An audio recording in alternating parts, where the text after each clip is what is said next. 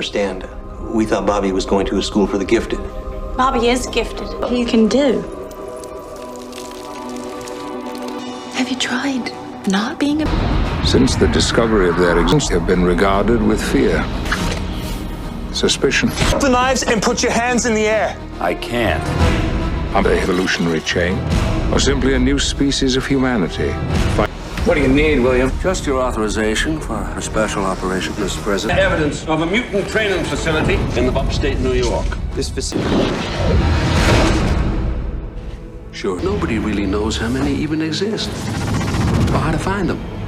Something terrible is about to happen. Let anything happen to you. Very cold in here. I need you to read my mind.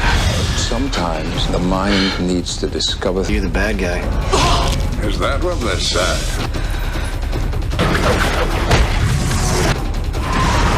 Got a talent? They'll never know anything beyond what they see. I have... Showing off. Don't. One of a kind, Wolverine. I was wrong.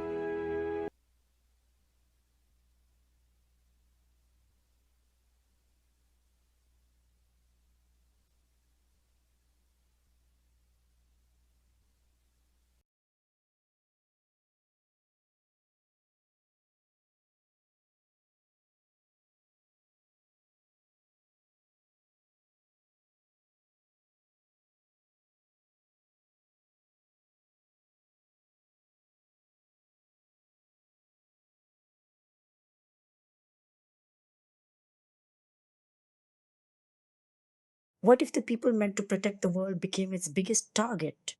X2, X-Men United 2003 is packed with epic battles, shocking twists, and hidden facts you probably never noticed.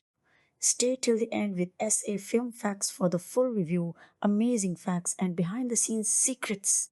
X2, also known as X-Men United and X-Men 2 in some countries, is a 2003 American superhero movie based on Marvel Comics' famous X-Men team. The movie was directed by Bryan Singer and written by Michael Dougherty, Dan Harris, and David Hayter, with the story created by Singer, Hayter, and Zach Penn. It is the second movie in the X-Men film series and continues the story from X-Men 2000. The film features a huge cast including Patrick Stewart, Hugh Jackman, Ian McKellen, Halle Berry, Famke Janssen, James Marsden, Rebecca Romijn, Brian Cox, Alan Cumming, Bruce Davison, Sean Ashmore, Aaron Stanford, Kelly Hu, and Anna Paquin. The story follows Colonel William Stryker, a ruthless military leader who believes mutants are a threat to humanity. He launches a deadly attack on Professor Charles Xavier's School for Gifted Youngsters and secretly plans to build his own version of Cerebro, the powerful machine that can locate mutants all around the world.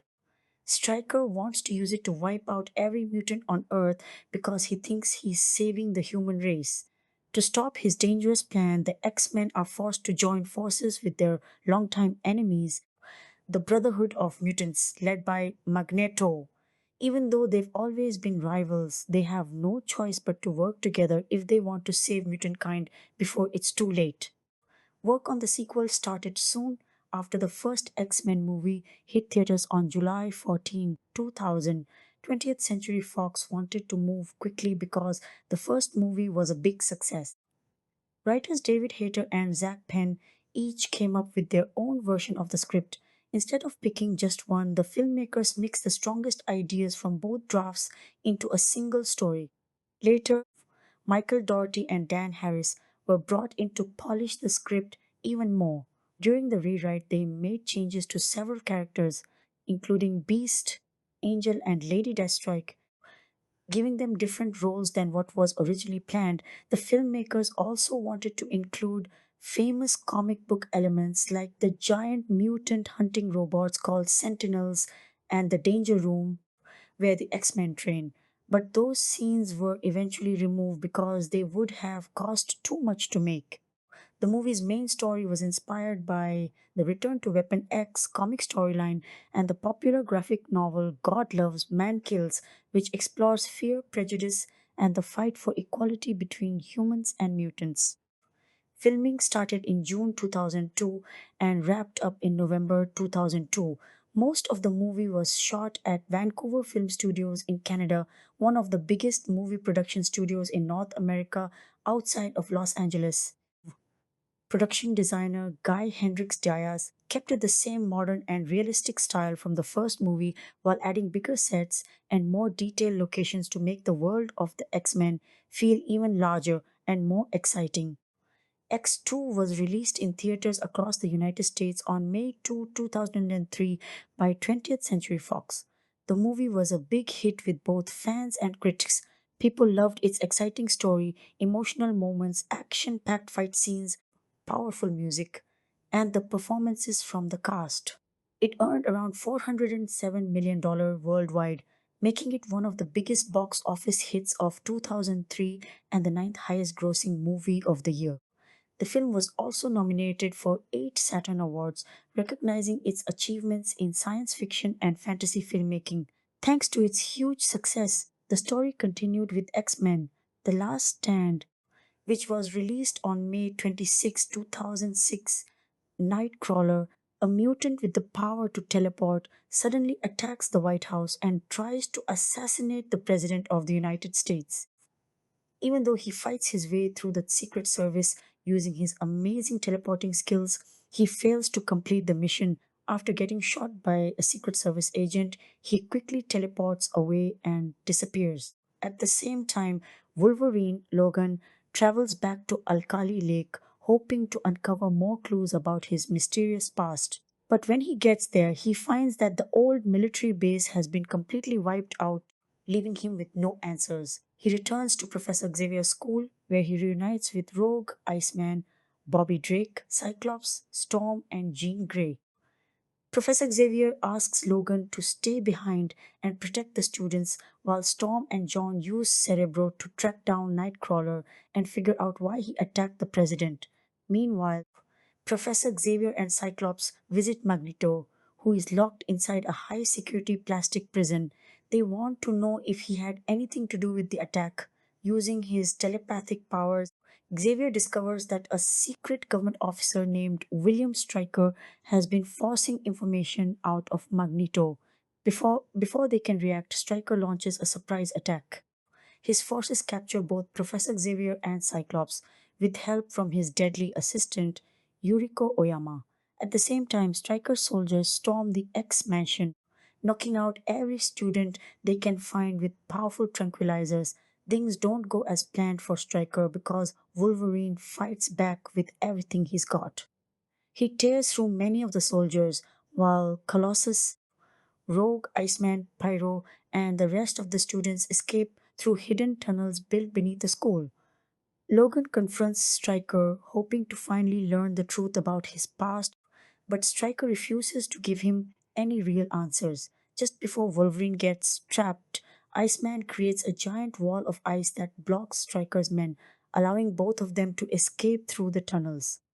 Even though many students get away safely, Stryker's team still manages to capture 6 students and take control of Cerebro. Elsewhere, Mystique disguises herself as the late Senator Robert Kelly and later as Yuriko Oyama to sneak into government facilities. She gathers valuable information about Magneto's prison and helps him break free. After escaping, Wolverine, Rogue, Iceman, and Pyro head to Bobby Drake's family home in Boston. Bobby's parents are shocked to learn that their son is a mutant, and things quickly get worse when Bobby's younger brother, Ronnie, calls 911. Police officers surround the house just as the group is leaving. Pyro loses control and uses his vast powers against the police, nearly causing serious damage.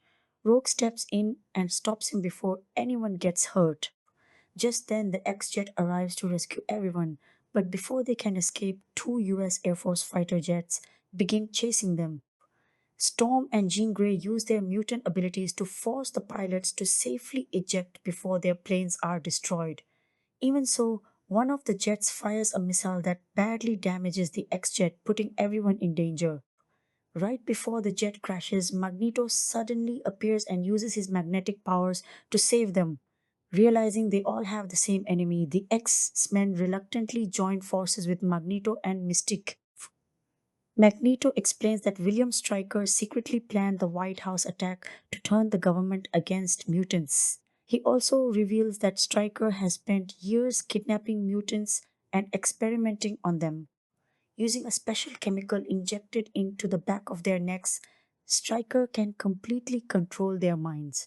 After Jean Grey reads Nightcrawler's memories, she discovers that Stryker's hidden base is located inside the dam at Alkali Lake. That's where he's building another version of Cerebro, and he plans to use it to kill every mutant on Earth. Inside the base, Stryker uses his mutant son Jason to control Professor Xavier. Jason has the terrifying ability to trap people inside powerful mental illusions, making them believe fake realities. Under Jason's control, Xavier is brainwashed into using Cerebro to locate and kill every mutant in the world.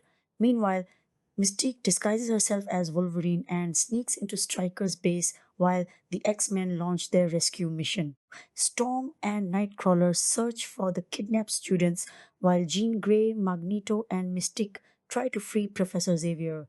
Along the way, they are attacked by a brainwashed Cyclops whose optic blasts damage the generators that keep the massive dam standing.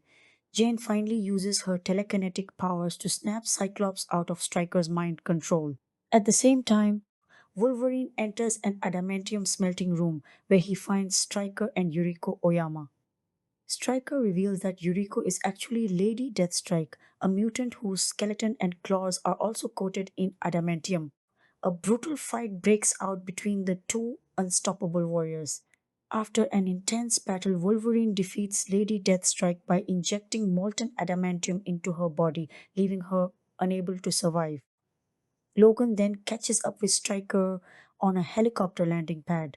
Stryker desperately tries to save himself by offering Logan more information about his forgotten past, but Wolverine refuses to trust him. Meanwhile, Storm and Nightcrawler locate the captured students and rescue them from their prison cells.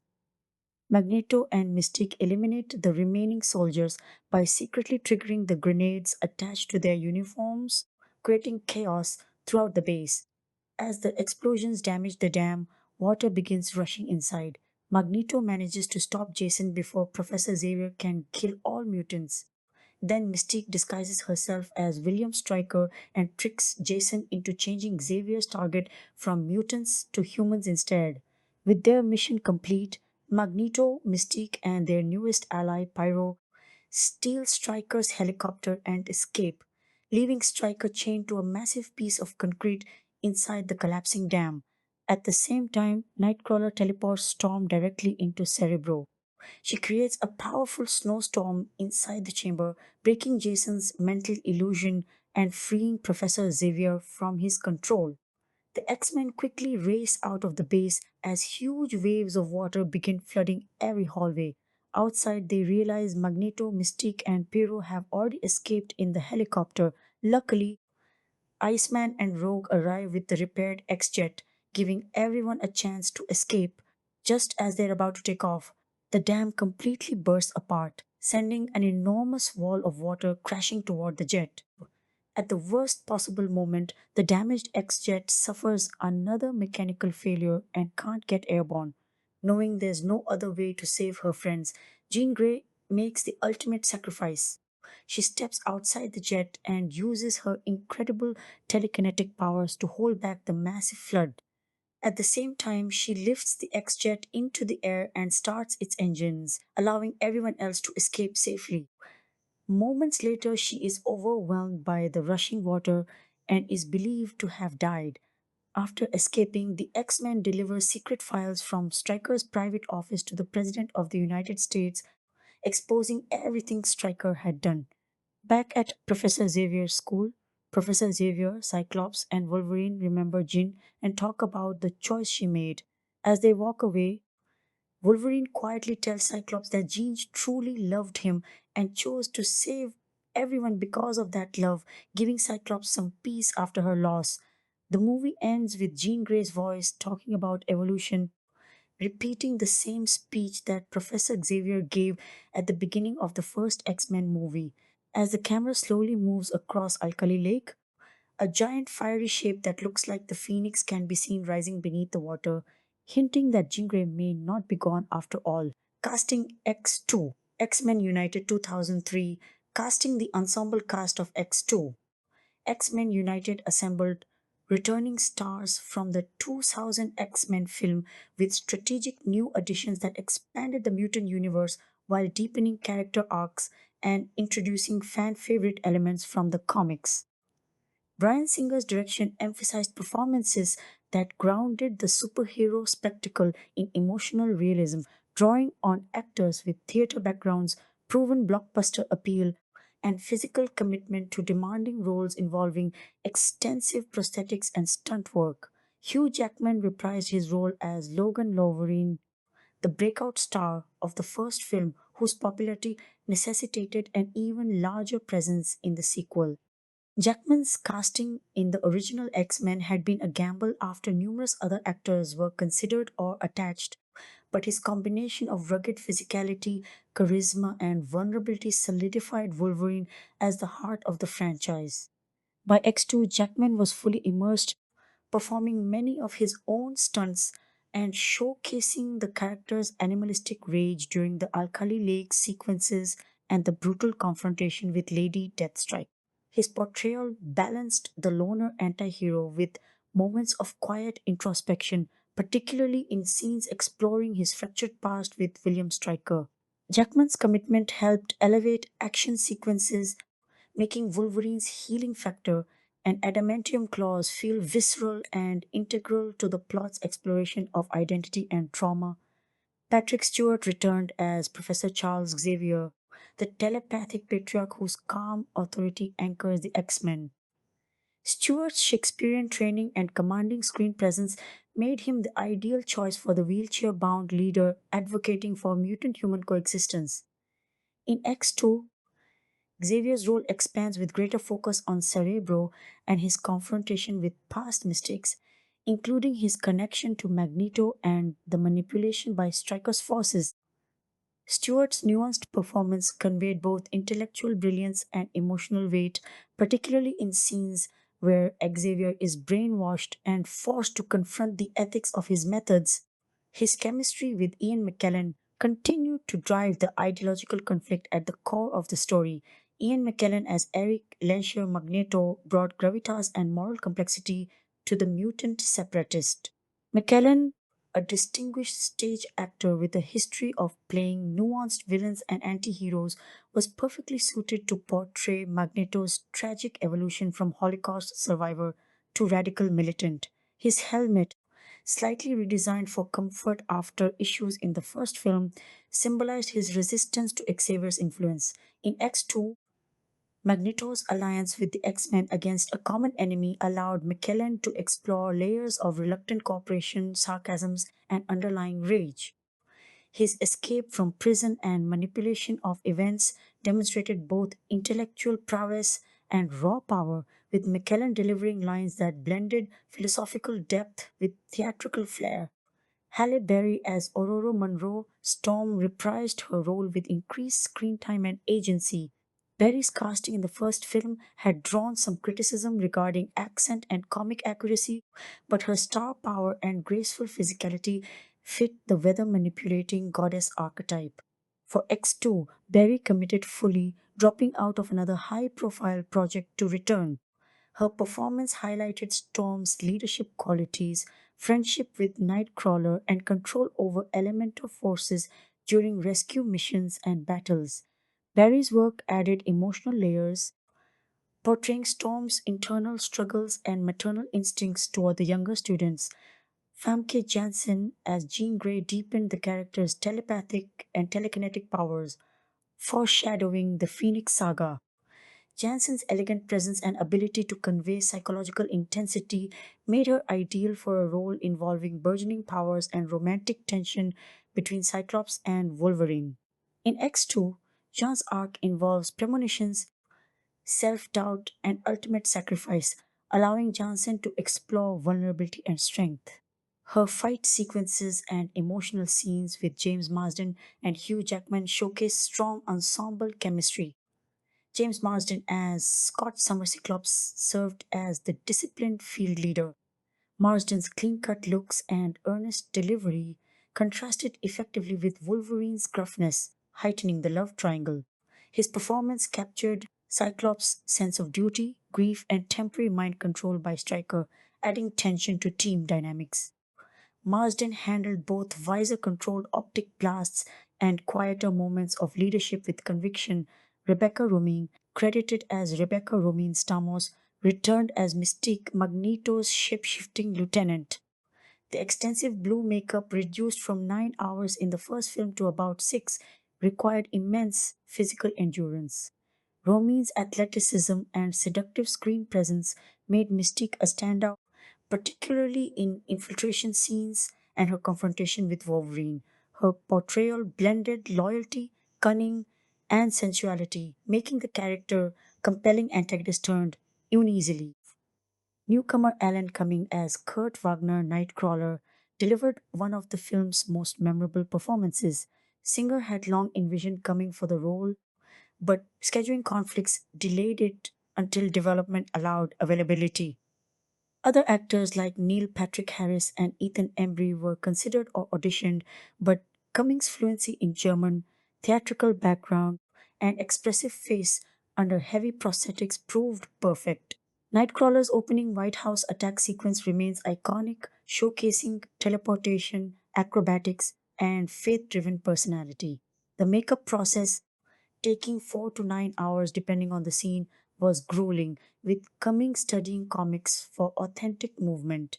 His kind hearted, devout character provided moral contrast and humor, befriending Storm and aiding rescues. Cummings' work added heart and visual spectacle. Brian Cox as Colonel William Stryker brought menacing intelligence to the human antagonist. Singer cast Cox after admiring his Hannibal Lecter in Manhunters, seeing parallels in calculated villainy. Cox's portrayal of the military scientist obsessed with eradicating mutants while exploiting them drew from real world themes of prejudice and abuse of power. His personal connection to Wolverine and use of his own son Jason created layered menace. Cox's authoritative delivery and cold demeanor made Stryker a formidable foe whose plans drove the central conflict. Anna Paquin as Marie Rowe continued her arc from the first film, with her power absorption ability creating isolation and growth through her relationship with Bobby Drake. Paquin's youthful vulnerability and Oscar winning pedigree added depth to scenes of teenage mutant struggles, family revelations, and team integration. Sean Ashmore as Bobby Drake's successman expanded from a supporting role to a more prominent young X-Man. Ashmore's boyish charm and chemistry with Paquin grounded the romance subplot. His ice powers featured prominently in family visit sequences and battles, showcasing control and heroism. Aaron Stanford as John Allardyce, Pyro, was a strong addition as the fiery, rebellious student. Impressed by Stanford's work in Tadpole, filmmakers cast him to portray anti-social tendencies and temptation toward Magneto's ideology. Pyro's fire manipulation, control but not creation, created dynamic action and moral ambiguity, highlighting themes of radicalization. Meanwhile, Storm and Nightcrawler locate the captured students and rescue them from their prison cells. Magneto and Mystique eliminate the remaining soldiers, by secretly triggering the grenades attached to their uniforms, creating chaos throughout the base. As the explosions damage the dam, water begins rushing inside. Magneto manages to stop Jason before Professor Xavier can kill all mutants. Then Mystique disguises herself as William Stryker and tricks Jason into changing Xavier's target from mutants to humans instead. With their mission complete, Magneto, Mystique, and their newest ally Pyro steal Stryker's helicopter and escape, leaving Stryker chained to a massive piece of concrete inside the collapsing dam. At the same time, Nightcrawler teleports Storm directly into Cerebro. She creates a powerful snowstorm inside the chamber, breaking Jason's mental illusion and freeing Professor Xavier from his control. The X Men quickly race out of the base as huge waves of water begin flooding every hallway. Outside, they realize Magneto, Mystique, and Pyro have already escaped in the helicopter. Luckily, Iceman and Rogue arrive with the repaired X jet, giving everyone a chance to escape. Just as they're about to take off, the dam completely bursts apart, sending an enormous wall of water crashing toward the jet. At the worst possible moment, the damaged X jet suffers another mechanical failure and can't get airborne. Knowing there's no other way to save her friends, Jean Grey makes the ultimate sacrifice. She steps outside the jet and uses her incredible telekinetic powers to hold back the massive flood. At the same time, she lifts the X jet into the air and starts its engines, allowing everyone else to escape safely. Moments later, she is overwhelmed by the rushing water and is believed to have died. After escaping, the X Men delivers secret files from Stryker's private office to the President of the United States, exposing everything Stryker had done. Back at Professor Xavier's school, Professor Xavier, Cyclops, and Wolverine remember Jean and talk about the choice she made. As they walk away, Wolverine quietly tells Cyclops that Jean truly loved him and chose to save everyone because of that love, giving Cyclops some peace after her loss. The movie ends with Jean Grey's voice talking about evolution, repeating the same speech that Professor Xavier gave at the beginning of the first X Men movie. As the camera slowly moves across Alkali Lake, a giant fiery shape that looks like the phoenix can be seen rising beneath the water, hinting that Jean Grey may not be gone after all. Casting X2. X Men United 2003, casting the ensemble cast of X2.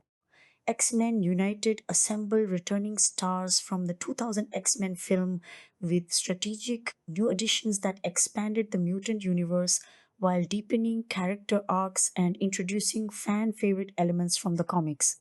Bryan Singer's direction emphasized performances that grounded the superhero spectacle in emotional realism, drawing on actors with theater backgrounds, proven blockbuster appeal, and physical commitment to demanding roles involving extensive prosthetics and stunt work. Hugh Jackman reprised his role as Logan Wolverine, the breakout star of the first film, whose popularity necessitated an even larger presence in the sequel.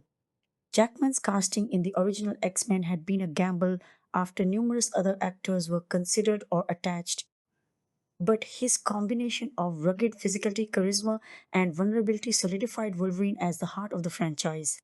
By X2, Jackman was fully immersed, performing many of his own stunts and showcasing the character's animalistic rage during the Alkali Lake sequences and the brutal confrontation with Lady Deathstrike. His portrayal balanced the loner anti hero with moments of quiet introspection, particularly in scenes exploring his fractured past with William Stryker. Jackman's commitment helped elevate action sequences, making Wolverine's healing factor and adamantium claws feel visceral and integral to the plot's exploration of identity and trauma. Patrick Stewart returned as Professor Charles Xavier, the telepathic patriarch whose calm authority anchors the X Men.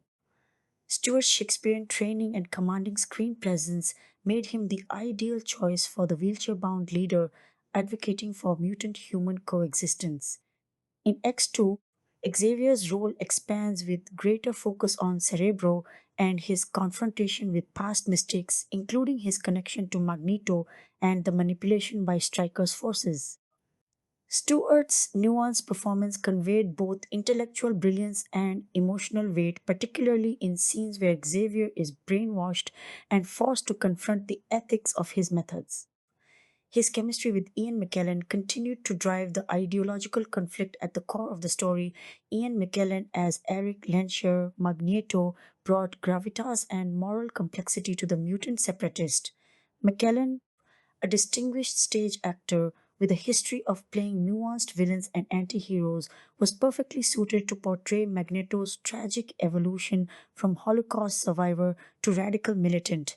His helmet, slightly redesigned for comfort after issues in the first film, symbolized his resistance to Xavier's influence.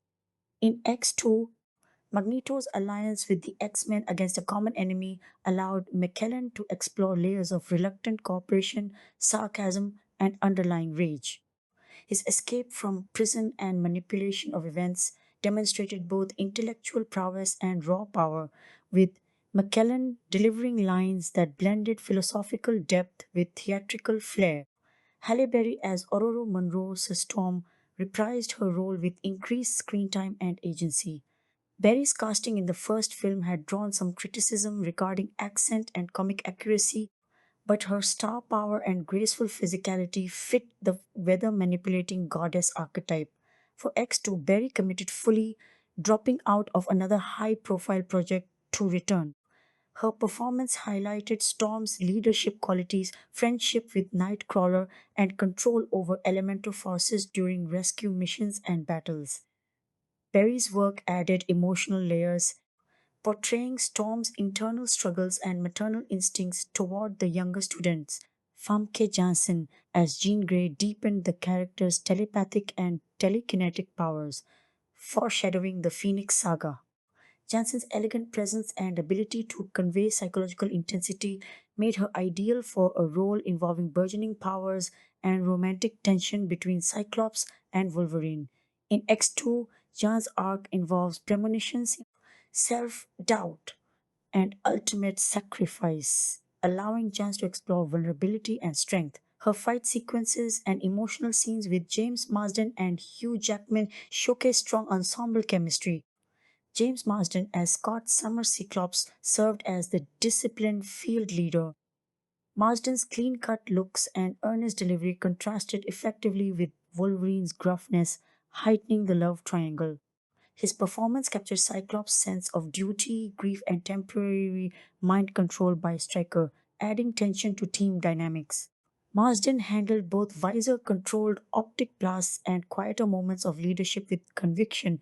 Rebecca Romijn, credited as Rebecca Romijn Stamos, returned as Mystique, Magneto's shape shifting lieutenant. The extensive blue makeup, reduced from 9 hours in the first film to about 6, required immense physical endurance.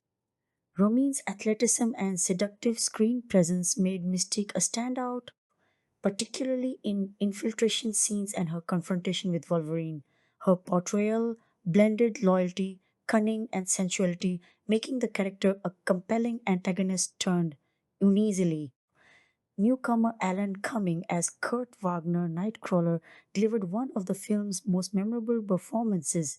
Singer had long envisioned Cumming for the role, but scheduling conflicts delayed it until development allowed availability. Other actors like Neil Patrick Harris and Ethan Embry were considered or auditioned, but Cummings' fluency in German, theatrical background, and expressive face under heavy prosthetics proved perfect. Nightcrawler's opening White House attack sequence remains iconic, showcasing teleportation, acrobatics, and fate driven personality. The makeup process, taking 4 to 9 hours depending on the scene, was grueling, with Cummings studying comics for authentic movement. His kind hearted, devout character provided moral contrast and humor, befriending Storm and aiding rescues. Cummings' work added heart and visual spectacle. Brian Cox as Colonel William Stryker brought menacing intelligence to the human antagonist.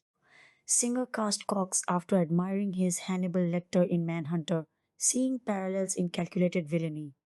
Cox's portrayal of the military scientist obsessed with eradicating mutants while exploiting them drew from real world themes of prejudice and abuse of power.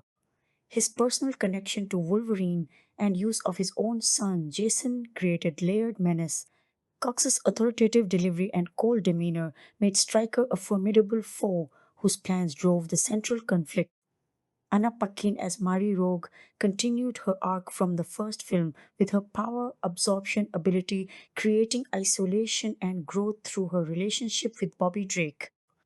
Paquin's youthful vulnerability and Oscar winning pedigree added depth to scenes of teenage mutant struggles, family revelations, and team integration. Sean Ashmore as Bobby Drake Duxman expanded from a supporting role to a more prominent young X Man.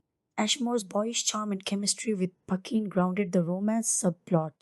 His ice powers featured prominently in family visit sequences and battles, showcasing control and heroism. Aaron Stanford as John Allardyce Pyro was a strong addition as the fiery, rebellious student. Impressed by Stanford's work in Tadpole, filmmakers cast him to portray antisocial tendencies and temptation toward Magneto's ideology.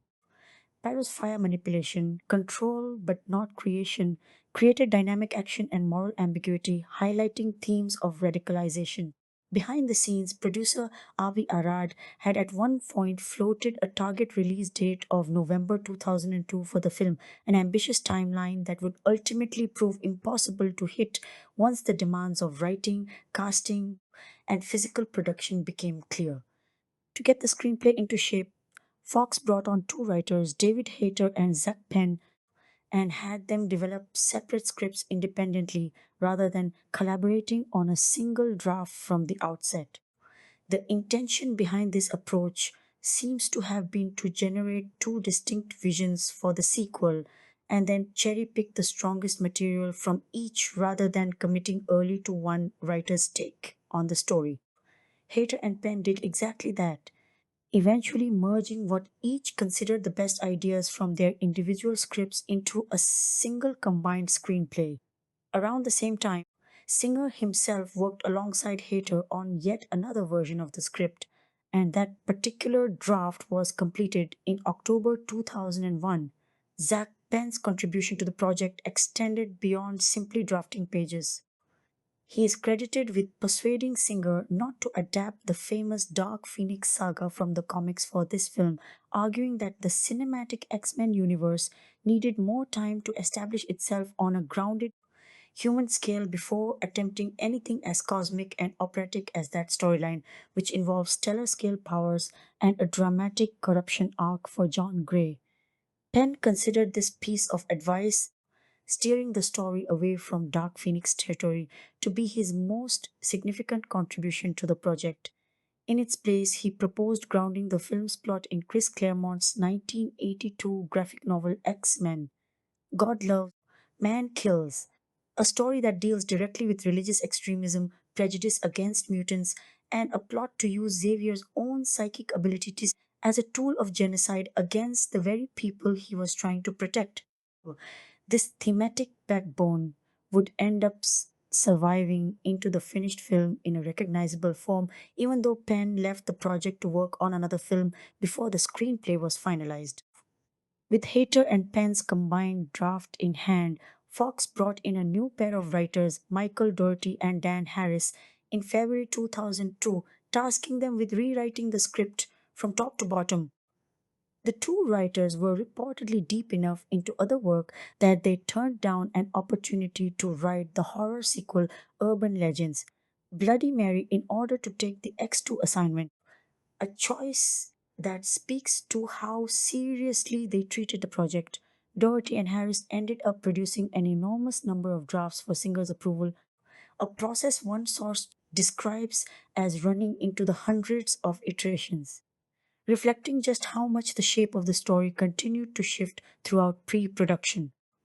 Several characters and story elements that appeared in earlier drafts never made it to the screen or survived only as faint traces.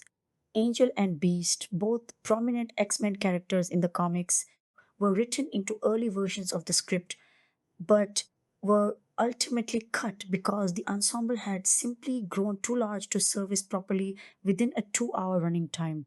Beast does technically appear in the finished film, but only in the background, glimpsed briefly on a television screen during a news interview, and the design for that fleeting appearance was modeled after artist Jim Lee's well known 1991 rendition of the character from the X Men Legacy comic line. Angel's arc was more ambitious in the drafts that included him.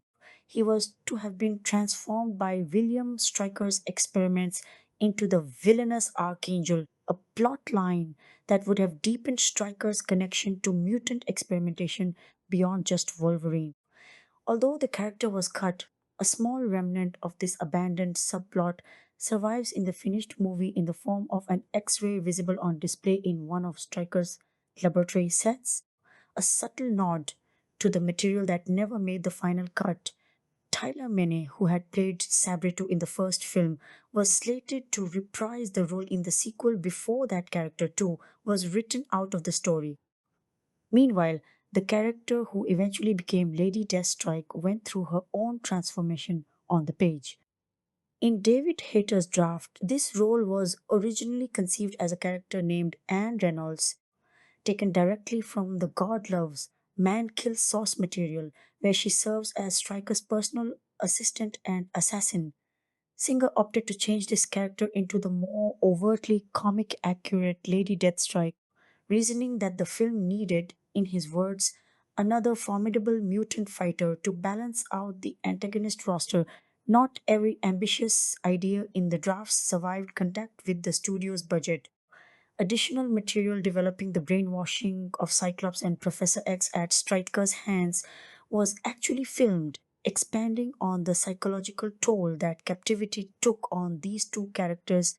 But Fox ultimately trimmed these scenes from the theatrical cut because of concerns about the film's overall length and the narrative complications the extra material introduced. David Hayter, for his part, expressed disappointment at these cuts, feeling that James Marsden's Cyclops in particular deserved more screen time than he ultimately received in the finished film, a sentiment that has been echoed by fans in the years since, given how comparatively little the character does in the finished movie relative to his standing in the comics. The production also commissioned further rewrites specifically to expand Halle Berry's role as Storm. This adjustment came directly on the heels of Berry's surge in industry stature following her Academy Award win for Best Actress for her performance in Monsters Ball, released in 2002. With Berry newly minted as an Oscar winner, it made commercial and reputational sense for the studio to ensure her character carried more weight in the sequel than she had in the original. Budgetary constraints shaped the film in other, more visible ways as well. Two elements drawn directly from the comics, the giant mutant hunting robots known as the Sentinels and the holographic training facility called the Danger Room, were both originally planned for inclusion in the film before Fox's budget concerns forced their removal from the script. The decision to cut the Danger Room proved to be a particularly costly one, in a very literal sense, because production designer Guy Hendricks Diaz and his crew had already built a substantial physical set for it before the sequence was scrapped. Diaz later described the intended function of the set in some detail.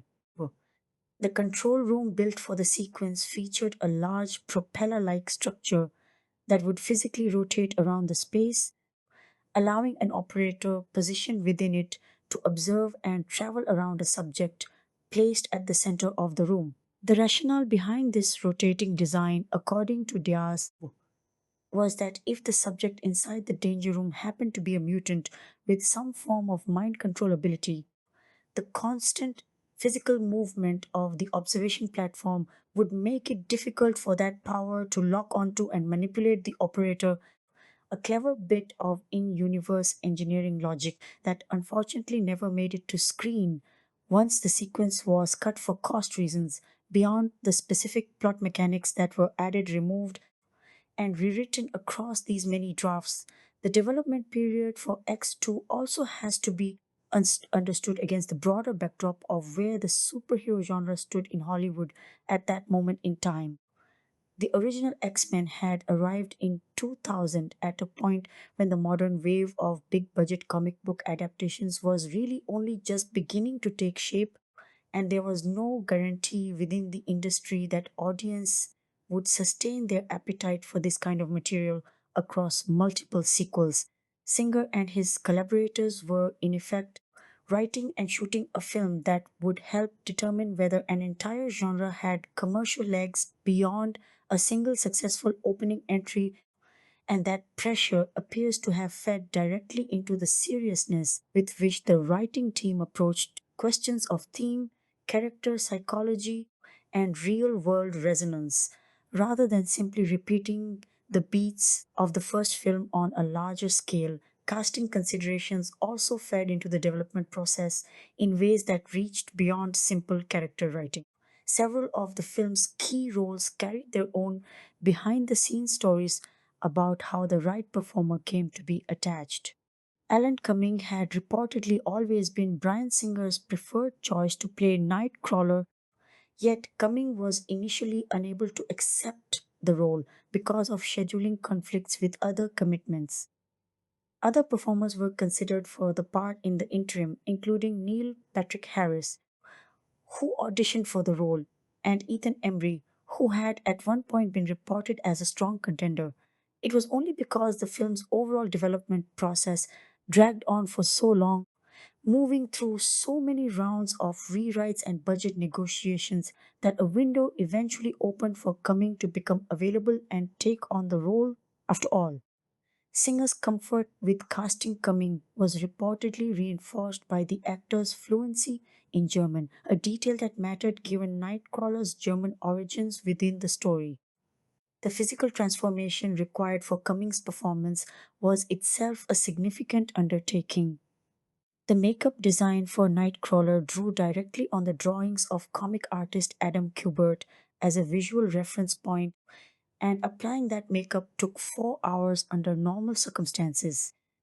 For one particular scene requiring Cumming to appear with his shirt off, fully exposing the character's tattooed, scaled skins across a larger portion of his body, the makeup application process stretched to 9 hours, an extraordinary demanding requirement for a single sequence.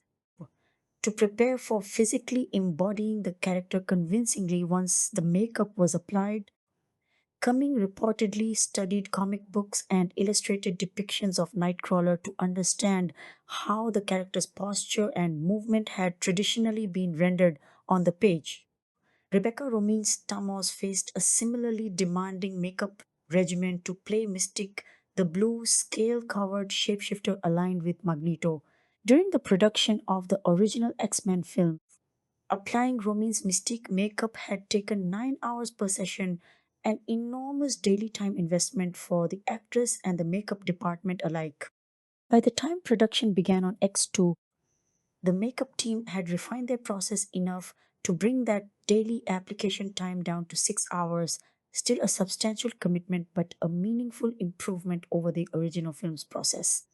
Brian Cox, cast as the film's central human antagonist, Colonel William Stryker, was brought onto the project specifically because Singer had admired his earlier performance as Hannibal Lecter in the 1986 film Manhunter.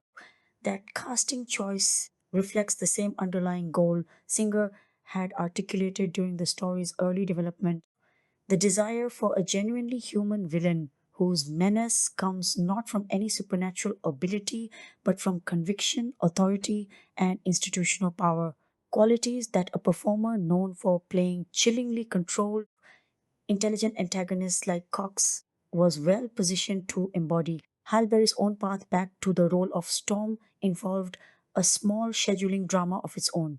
Berry had at one point dropped out of her role in the film Giggly, a part that had been intended for her before it went instead to Jennifer Lopez, in order to make room in her schedule to reprise her role as Storm for the sequel, underscoring how much of a priority the studio and Berry herself placed on her continued involvement in the franchise even before her Oscar win further elevated her standing within the production. This is part of why the choice to root the film's plot in God Loves Man Kills mattered so much to the finished product that graphic novel is unusually blunt even by the standards of X-Men comics in its examination of how institutional and religious authority can be marshaled against a persecuted minority, and grafting that material onto a blockbuster franchise picture represented a genuine risk for a studio release aimed at the broadest possible audience. The screenwriting team's insistence on keeping this thematic backbone intact through so many rounds of rewrites speaks to how central Singer and his collaborators felt it was to the identity of the sequel, even as individual plot mechanics, character rosters, and set pieces shifted dramatically from draft to draft. Filming producers Lauren Schuler Donner had originally hoped principal photography could begin as early as March 2002, but the realities of finishing a workable script pushed that timeline back considerably. Cameras did not actually roll until June 17, 2002, with the shoot based primarily in Vancouver and continuing through to November of that year. The bulk of the physical production took place at Vancouver Film Studios, which holds the distinction of being the largest film production facility in North America outside of the Los Angeles area, a scale that made it well suited to housing the film's many elaborate interior sets, including the recreation of Stryker's underground base at Alkali Lake. The sheer scope of the production is reflected in the number of physical locations and constructed sets involved. Filming made use of more than 60 different sets spread across 38 distinct locations, a considerable logistical undertaking for a studio production of this era. Not every location cooperated with the production's needs.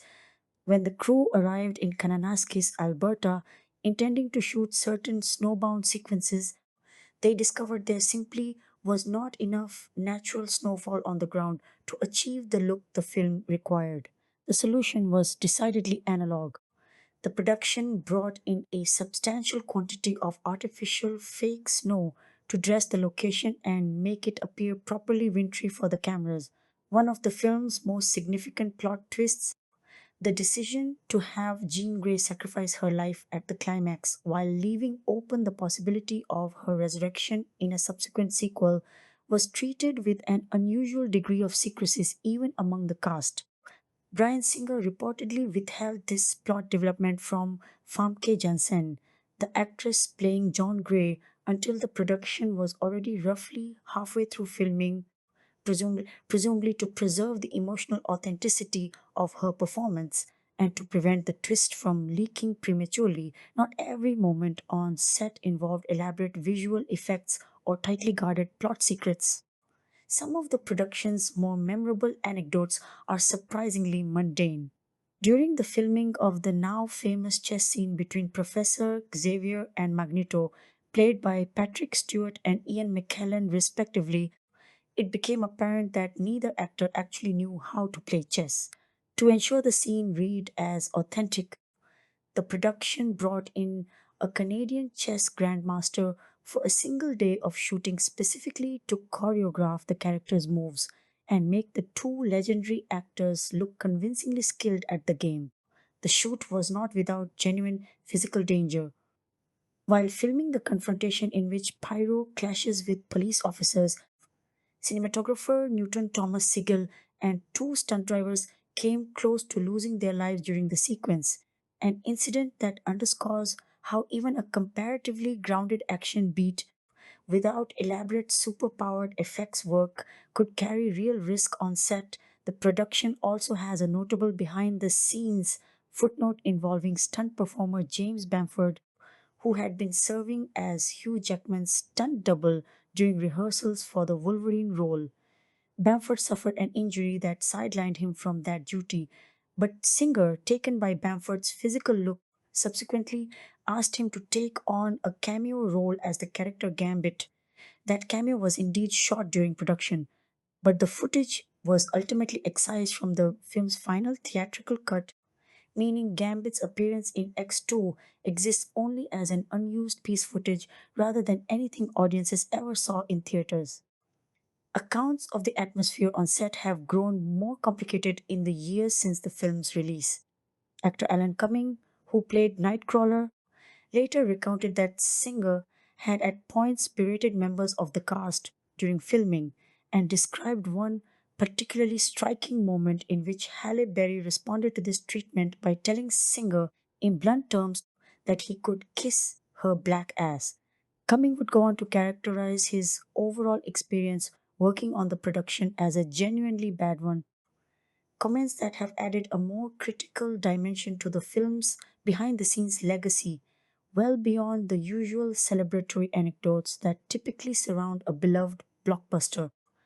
Coordinating such a large principal cast across a 5 month shoot also required careful scheduling on the part of the production, since many of the film's actors, including Patrick Stewart, Ian McKellen, and Halle Berry, carried significant outside professional commitments of their own during this period. The film's structure, which splits its ensemble into several smaller groups, pursuing separate strands of the plot for much of its runtime, from Logan, Rogue Iceman, and Pyro's detour to Boston to Storm, and Jean's efforts to track down Nightcrawler to Magneto and Mystique's own parallel scheme, may well have been shaped in part by these practical scheduling realities. Since a structure of this kind allows a project to shoot different character groupings on different days without requiring the entire principal cast to be present on set simultaneously for every sequence. On the technical and craft side of the production, cinematographer Newton Thomas Sigel and Bryan Singer both pointed to Road to Perdition, the 2002 crime drama directed by Sam Mendes, as a significant visual touchstone and influence on the look they were pursuing for X2. This was something of a departure for Sigel personally, since he had shot the original X Men using the anamorphic format, a widescreen photographic technique achieved through specialized lenses. But for the sequel, he chose instead to shoot in Super 35, a different format that uses spherical lenses on standard 35 mm film stock and achieves its widescreen aspect ratio through cropping or optical enlargement rather than through the anamorphic lens's inherent distortion and correction process. Siegel explained his reasoning by pointing to recent advances in film stocks and lens optics, which he felt had widened the gap in quality between spherical lenses and their anamorphic counterparts.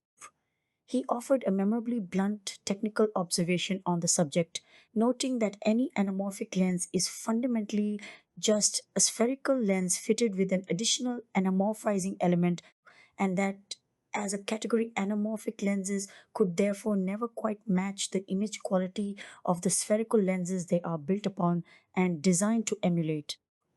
The physical toolkit used to capture the film included two 2.2s to Panaflex Millennium cameras along with a Millennium XL model supplemented by an 8-on camera loaded with 35mm stock. Singer also made considerably more use of zoom lenses on this production than he had on his earlier films, while Siegel turned to a specialized piece of equipment known as a Fraser lens for certain dramatic high impact moments in the story, a lens system prized by cinematographers for its ability to achieve unusual depth of field effects and dramatic perspective shifts within a single shot. Production design for the sequel underwent a significant handoff.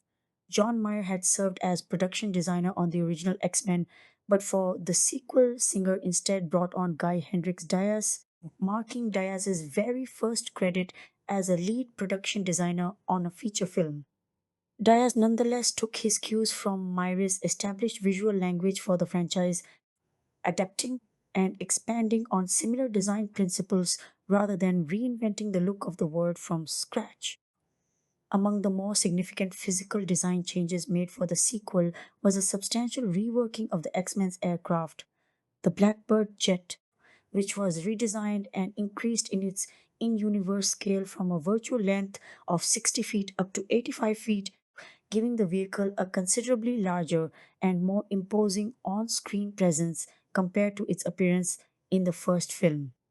For the sequences depicting Stryker's underground Alkali base facility, The production made use of the enormous soundstage at Vancouver Film Studios, reserving what is described as the largest soundstage in all of North America to accommodate the scale of these interior sets.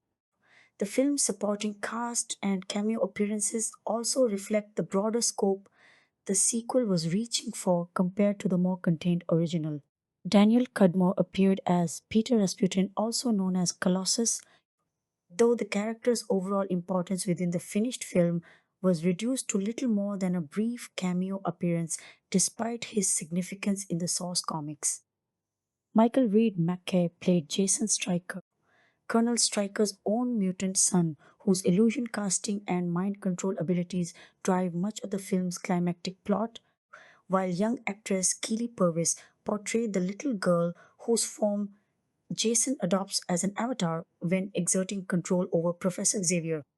Carter Smith appeared as the film's fictional United States president, referred to in the story as President McKenna, and Ty Olsson played Mitchell Lorio, the security guard assigned to watch over Magneto's high security prison cell at the start of the film.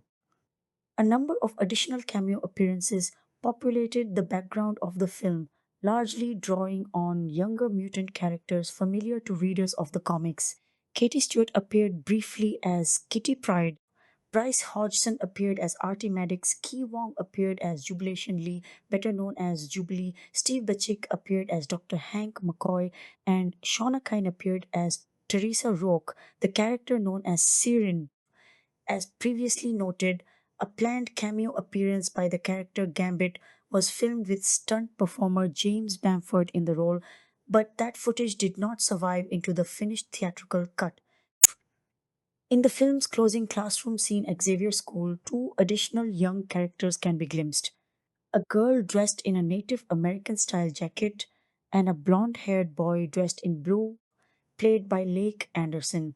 Neither character is explicitly named within the dialogue of the finished film itself, but the DVD commentary track later identified them as Danielle Moonstar and Douglas Ramsey, both established characters from the wider X-Men comics mythology, included as a subtle reward for attentive long-time readers of the source material. Members of the writing team themselves also found their way briefly onto the screen. Michael Dougherty and Dan Harris, the two writers primarily responsible for shaping the final shooting script, appear in small cameo roles as surgeons during Wolverine's flashback sequences depicting his time undergoing the Weapon X program that grafted the adamantium metal onto his skeleton. Additionally, Chiara Zani, an actress who had voiced the character of Jubilee in the animated series X-Men Evolution, which ran from 2000 to 2003, appears in a small live action role as a White House tour guide during the film's opening sequence, a subtle piece of stunt casting likely to be recognized primarily by fans already familiar with the character's other media appearances. Post production, once principal photography wrapped in November 2002, the film moved into an extended post production period that had to accommodate not just conventional editing but an unusually large and technically demanding slate of visual effects work, all while the production worked toward a firm May 2003 release date that left comparatively little room for schedule slippage. John Ottman, who had also composed the film's score, additionally served as one of the film's editors, working alongside Elliot Graham to assemble the final cut from the enormous amount of footage generated during the 5-month Vancouver shoot.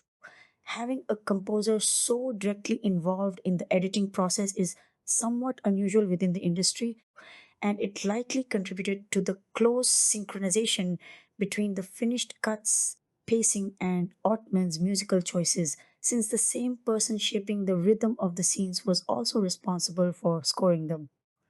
The post production period also had to reconcile a script that had gone through hundreds of drafts and a shoot that had captured material for subplots, including the extended Cyclops and Xavier brainwashing material referenced earlier that would ultimately not survive into the theatrical cut. Assembling a coherent 2 hour and 14-minute feature out of this raw material required the editing team to make difficult judgment calls about pacing and character balance, weighing the demands of the film's large ensemble against the need to keep the central plot involving Stryker, Cerebro, and the fate of the mutant race moving forward without becoming bogged down. The films ultimately reduced emphasis on certain characters, Cyclops chief among them, appears to trace directly back to these post production trims rather than to any absence of material shot during principal photography, since the brainwashing subplot involving his character had, according to the writers, actually been filmed before being removed at the editing stage. Visual effects work on the sequel represented a substantial escalation from the original film. Visual effects supervisor Mike Fink had come away from the first X-Men feeling that his work on that film fell short of his own standards, despite fact that the effects work had come close to earning an Academy Award nomination. Determined to do better on the sequel, Fink oversaw a dramatically expanded effects workload. Where the original X Men had required roughly 520 visual effects shots across its runtime, X2 commissioned something closer to 800 shots, reflecting both the larger scale of the sequel set pieces and the studio's greater confidence in investing in effects heavy sequences following the first film's success. Several effects houses contributed specialized work to different sequences. Rhythm and Hughes Studios developed an entirely new proprietary computer program specifically to handle the film's tornado laden aerial dogfight sequence, a scene requiring the simulation of extreme weather conditions interacting with the X jet in flight. SciSite, meanwhile, took the lead on the effects work surrounding the Cerebro device and its associated sequences, assembling a 20-person crew dedicated to that portion of the film. The physical miniature built to represent the Alkali Lake Dam, the site of the film's climactic flooding sequence, measured 25 feet in height and 28 feet in width, a substantial practical model used to ground the digital effects work in physical photography. In total, Cinesite is credited with creating roughly 300 visual effects shots for the production, with much of that work concentrated on character animation, while Rhythm and Hughes contributed more than 100 additional shots. Famke Janssen later admitted candidly that she had not enjoyed working against green screen backdrops during the making of the film, a common complaint among actors working on effects heavy blockbusters of this era, when the technology and workflow around virtual backgrounds was still less refined and more disorienting for performers than it would later become. The film's journey through the ratings process also left its mark on the finished cut. The very first assembled version of X2, submitted to the Motion Picture Association of America, received an R rating, driven specifically by the intensity of certain violent moments involving Wolverine during the sequence in which Stryker soldiers stormed the X Mansion. To secure the more commercially desirable PG-13 rating, which would allow the film to reach the broadest possible audience of teenagers and family filmgoers, a small number of seconds were trimmed from that sequence, enough to satisfy the ratings board without requiring a more substantial overhaul of the scene's content or structure. The score for X2 was composed by John Ottman, a longtime and frequent collaborator of director Bryan Singer, who had worked with the director on multiple previous projects.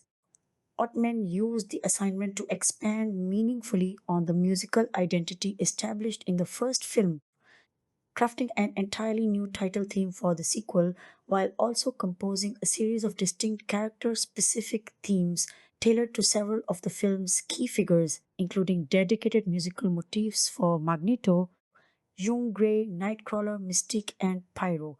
This approach gave the sequel a richer and more layered musical texture than the original film, allowing individual characters and their emotional arcs to be tracked and reinforced through recurring melodic material.